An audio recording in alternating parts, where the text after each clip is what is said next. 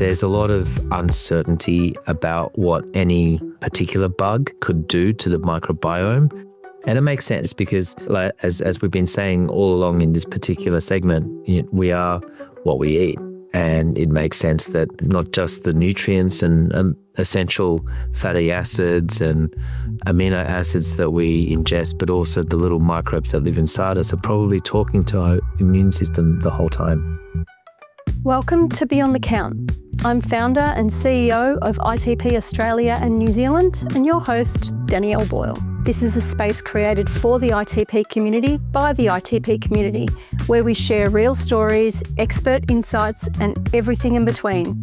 Whether you're living with immune thrombocytopenia, supporting someone who is, or just curious about what life looks like beyond the bruises and the blood tests, you're in the right place. So whether you're driving, out for a walk, folding the laundry, or just sitting back and tuning in, let's dive in and go beyond the count. In this episode of Beyond the Count, I'm joined once again by Associate Professor Dr. Phil Choi, haematologist and ITP specialist. Today we're talking about the immune system and how food, nutrients, and even gut health may influence inflammation in ITP. Dr. Choi explains how omega-3s, anti-inflammatory diets, and even gut microbiome might play a role in supporting immune balance. We also touch on the autoimmune protocol diet and why one size definitely doesn't fit all. Let's get into it. Thanks, Phil, for joining us again. It's been an amazing journey as we're talking about fueling your health when it comes to ITP. So far, we've touched on increasing the platelet count, reducing bleeding, and in this episode, we're going to be talking about the immune system. We are. Thanks for having me. My pleasure. My pleasure.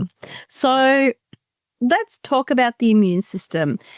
What is it about, the natural and nutritional balance of our diets and supplements, etc., that can help ITP? Yeah, that's a really fascinating and a really important question because, deep down, what are we as people, as humans? We're just animals that survive and get our energy from what we eat, and we get our nutrients and our essential vitamins and oils from the food that we consume. We are what we eat. And so it makes sense that if there's a problem with our health, or if there's a problem with a disease that we have, or a situation that we've got in life, that like what you eat is going to affect how you respond to that disease or how you react.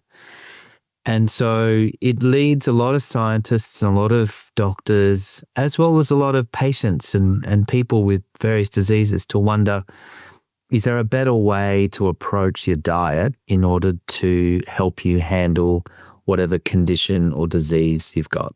Many years ago, people figured out that of all the different really important vitamins and minerals and oils and amino acids that we consume, there's like two different special kinds of oils or fatty acids called omega-3 and omega-6. Omega-3, like you've probably all heard of and seen, because that's the stuff that's in, I think, a lot of the oily fish, and it's in a lot of the health foods, and it's in a lot of the foods that we want to enjoy, like fresh fruit and veggies and those sort of things. And it's long been believed that omega-3 reduces the risk of a lot of diseases, including autoimmune diseases, and it's very anti-inflammatory. So much so that when scientists have looked at people and their genetics, some genetics are associated with a slightly higher omega-3 level, and those people with genetics that mean they're going to have higher omega-3 levels, they definitely have a lower risk of autoimmune diseases like lupus and Crohn's disease. And conversely, there's this other fatty acid called omega-6. Omega-6 is known to increase the immune system activity and increase inflammation. And it's in different foods. like a lot of vegetable oils and nuts and seeds and those sort of things. And when scientists have looked at the genetics of people, when their genetics mean that they're going to have a higher omega-6 level, they have a higher risk of lupus and a higher risk of rheumatoid arthritis and other autoimmune diseases. And so what we know is that if your genetics are geared towards having higher omega-3 levels, you are at a lower risk of autoimmune disease. But if your genetics were more towards having a higher omega-6 level, that's bad because you're at a higher risk of autoimmune disease. But none of these studies really looked at ITP. And remember, these are studies looking at the genetics of whether you're going to have these levels or not. They're not really looking at what people are consuming or what people are actually putting into their mouths. These are things that, genetics are things that you're born with, obviously from mum and dad. But it still makes sense to speculate that the genetics confer those advantages, or the reasons why the genetics lead to lower rates of lupus and autoimmune disease is because your omega-3 levels in your body are higher one way or another. And so we guess that if you do choose foods that have higher omega-3 levels, maybe you can emulate or copy a situation that people have when they're born with the genetics for higher omega-3. And maybe you can reduce the inflammation in your body. And then the same applies in reverse. If you try to pick foods that don't have as much omega-6, maybe you can copy that situation that some people have in their genetics, and you can manipulate your risk of getting those autoimmune diseases. So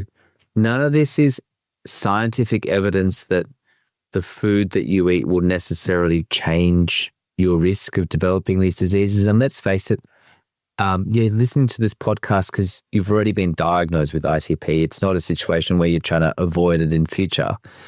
But now that you've got it, is there anything you could possibly do to reduce the tendency for inflammation in your body? And that's why if you were to Google it or if you were to look it up, there will be a lot of people talking up a big game with anti-inflammatory diets, and their diets full of omega-3 and polyphenols and antioxidants and all those things that generally reduce inflammation. Not because there's necessarily any evidence of it in ITPs specifically, but because the general concept is that when you reduce inflammation, you're likely to reduce the tendency towards autoimmune disease. That's fascinating. That's really fascinating. Yeah, but beware, because there are foods that sometimes almost like double agents. So things like avocado have lots of omega-3 and omega-6 in it as well at the same time. And there are a lot of nuts that are good for you and full of antioxidants and polyphenols and probably part of the Mediterranean diet. But they also have omega-6 in them too. So it's really hard to know how to win in that kind of situation. We know that high polyphenol diets are very good at reducing inflammatory markers in blood tests, but that's not necessarily the same as increasing platelet counts or reducing the flare-ups of ITP. We don't have that data or that evidence yet. But before you go off investing in lots of polyphenols, if you happen to be someone who bruises a lot or bruises really easily or bleeds a lot, polyphenols are known to reduce platelet function, at least in test tubes. So that's where one size doesn't fit all in ITP. And if you're someone who really your biggest problem isn't the platelet count or inflammation, but if your biggest problem is bleeding, then maybe you want to avoid polyphenols. Whereas if your biggest problem is you feel yuck and you think that you're unwell because of inflammation throughout your body and you're aching everywhere and you're just fatigued, maybe you do want to target your inflammation instead of worrying that much about your platelet function or the platelet count itself. That's why everyone's different. That's part of what makes treating ITP so fascinating for some of us doctors. We we've known for a long time you can't just prescribe the same treatments for any two ITP patients, no matter how similar they might be in age or in the way they turn up. Chances are there's different priorities for them in life, just like there should be, because we're all individuals. That's so very true. So I'm going to ask you to take a step back a little bit for us as well. I want you to try and explain to us what's a polyphenol. Oh, actually, I'm not the best person to explain that. I think polyphenols are just, they're really popular right now, though. They're a plant-based antioxidant, basically, and people talk them up a lot as being another way of trying to live longer and reduce the risk of cancer and slow down the effects of aging and those sort of things. So they're the new kale. Yeah, that's it. And they pop up all over the place, but how important they are, it's hard to know, at least in terms of ITP. Yeah. And putting everything into a sieve, giving it a shake and using it as a guide, I think is also really important, because you touched on it earlier, is that, some things like avocados, high in omega-3, high in omega-6, eggs are on one list, but they're on another list. And then there's, whether it be dairy or red meat or, these seem to be, as we sort of progress through, each of these diets, like the Mediterranean diet and so on and so forth, there seems to be a lot of crossover with a lot of different foods. So as you mentioned, everybody's got to sort of use it as a guide and, figure out what's right for them. That's totally right. Absolutely. And sometimes there are some foods that you might not enjoy eating. And then, what's the point in feeling bad about some of your dietary choices when there's lots of different ways of looking at the same problem. And I wouldn't necessarily take certain foods away from your diet that you really enjoy. Just understand some of the possible things that it might be doing. And if your platelet count's a fraction lower, or you have a bruise that's 2 centimeters instead of 1 centimeter, maybe that's not a big deal. It comes back to what's important to you. Thanks to our sponsor Sobi for their ongoing support of ITP Australia and New Zealand and our podcast Beyond the Count. So look, there's another special diet that you might find some words about if you were to Google this or ask ChatGPT what diet I should have if I've got ITP. And it's called an autoimmune protocol diet. And I've met lots of patients with ITP who've used it and have done really well. And I've met lots of other people who haven't had great outcomes. I've not ever tried it myself, and I've not ever actually encouraged specific patients to try it. Mm-hmm. But in general, an autoimmune protocol is a pretty rigorous, strict approach to going through these phases where you eliminate foods that can potentially cause what people call a leaky gut. And that's basically cutting out all sorts of things that you might be used to, like grains and dairy products and sugar substitutes, as well as sugars and eggs and nightshades and coffee and alcohol and nuts and seeds. Pretty much like a lot of stuff gets cut out in the elimination phase until you get better. And then you start what's called a reintroduction phase, where you slowly bring in tiny quantities of one food at a time until you feel unwell. And then when you feel unwell, then you go, I can't have any more caffeine. That's it. That's the cause of me feeling unwell. So you have to put that back into the elimination list. And then you slowly go back into reintroducing as much as you can. And so this is taking not just days, probably weeks and months of a lot of concentration and a lot of being very strict with yourself. And then at the end of that, when you finally figure out what foods you can and can't eat, then it's entering what we call a maintenance phase and staying on that diet forever. And again, that's going to be pretty hard to do. Now, up front, I'm just going to tell you, there have been no good studies on this in ITP. So there's no way of knowing, definitely no evidence to say that it's going to help with anyone of you out there with immune thrombocytopenia. There have been studies using an autoimmune protocol in people with gut diseases like inflammatory bowel disease. And that probably makes a bit more sense because the battleground for them isn't in their bloodstream. The battleground for them is actually literally in the gut. And so what foods go into the gut probably will make more of an impact on their immune system.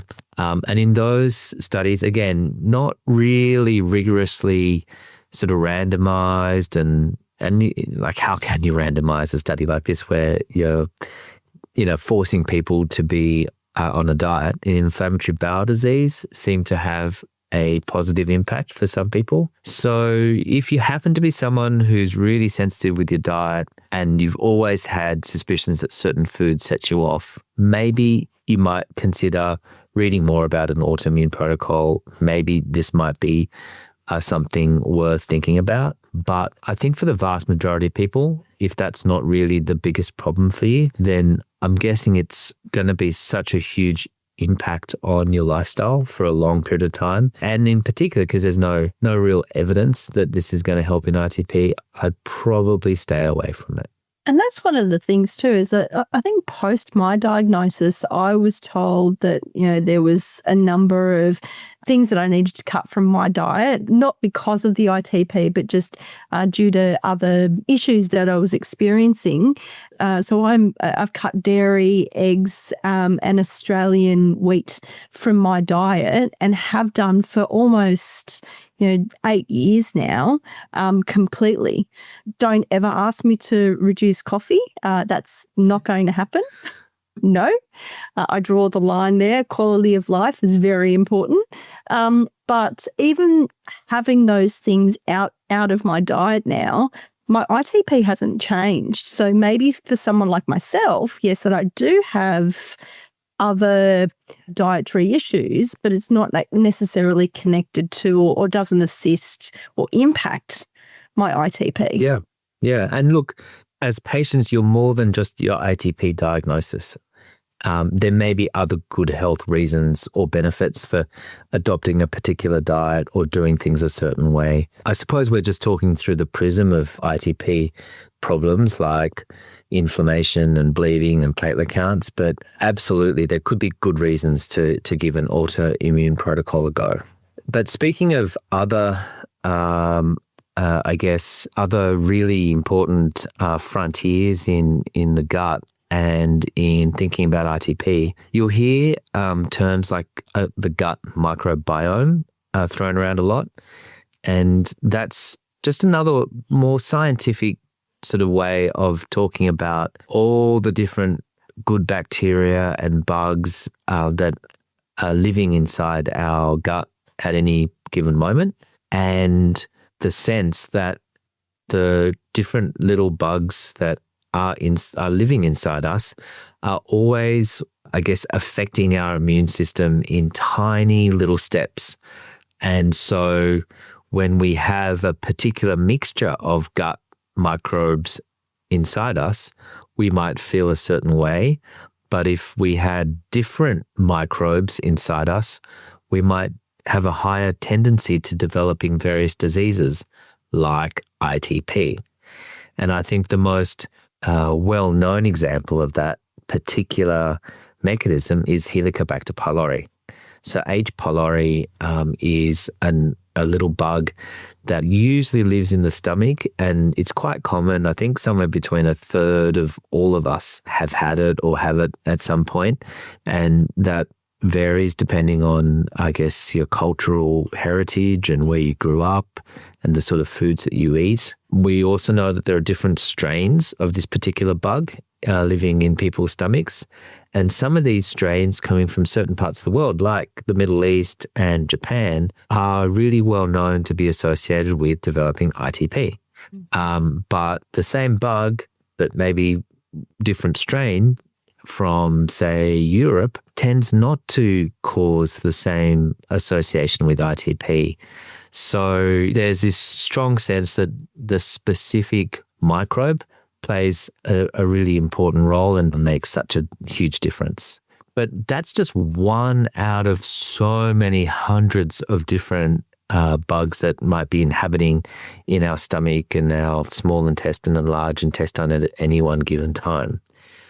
And there are a lot of different ways of trying to understand what that looks like from person to person. But I think it's fair to say at this point, there's a lot of uncertainty about what any particular bug could do to the microbiome. There is some sense that if you're someone with ITP who does well with ITP treatments, you might have different bacteria in your gut compared to people who don't do well.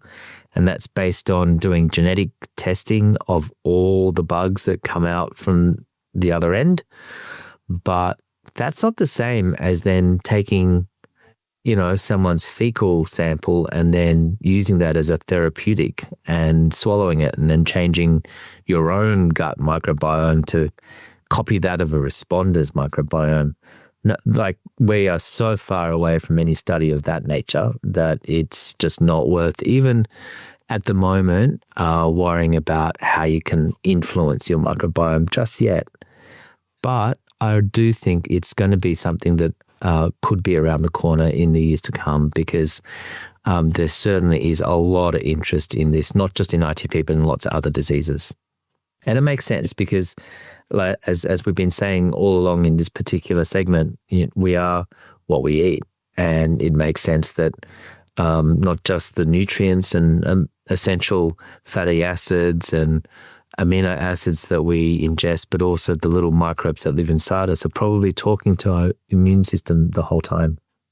It's really fascinating, and it's really good to see that there's so many things that we're only just scratching the surface with. There's not a lot of evidence, obviously, around ITP specifically, but there is a lot of different areas that are, as you say, around the corner with some research and some real world evidence. And this whole world's, really opening up for us. The more we scratch the surface, the more we identify and discover. And it's just, hopefully a snowball effect. Yeah, absolutely. I'm looking forward to the snowball fight at the end of it. I'll be in there, bruises and all. Don't you worry about that. Wow, that's been really, really fascinating. Thank you so much, Phil, for touching on the immune system with us, and look forward to the next installment of Fueling Your Health, when we talk about managing side effects for ITP and for treatments as well. So we'll talk soon. Thank you very much. Looking forward to that. The information in this episode is general in nature and not intended to replace individual medical advice. Always speak with your haematologist, GP, or healthcare team before making any changes to your treatment or diet. Every person's situation with ITP is different, and what works for one person may not be right for another. I hope you all got a lot out of today's episode. Before we wrap up, here are 3 key takeaways from this episode with Dr. Phil Choi. Number 1, focus on balance, not restriction.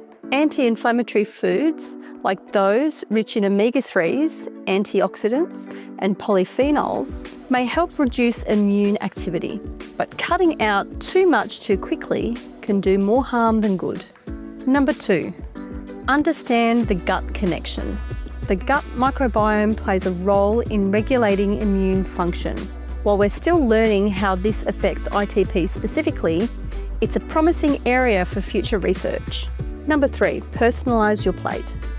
From the anti-inflammatory foods to stricter approaches like the autoimmune protocol, it's important to choose what suits you. There's no one-size-fits-all diet for ITP, so focus on what feels suitable and supportive for your overall health.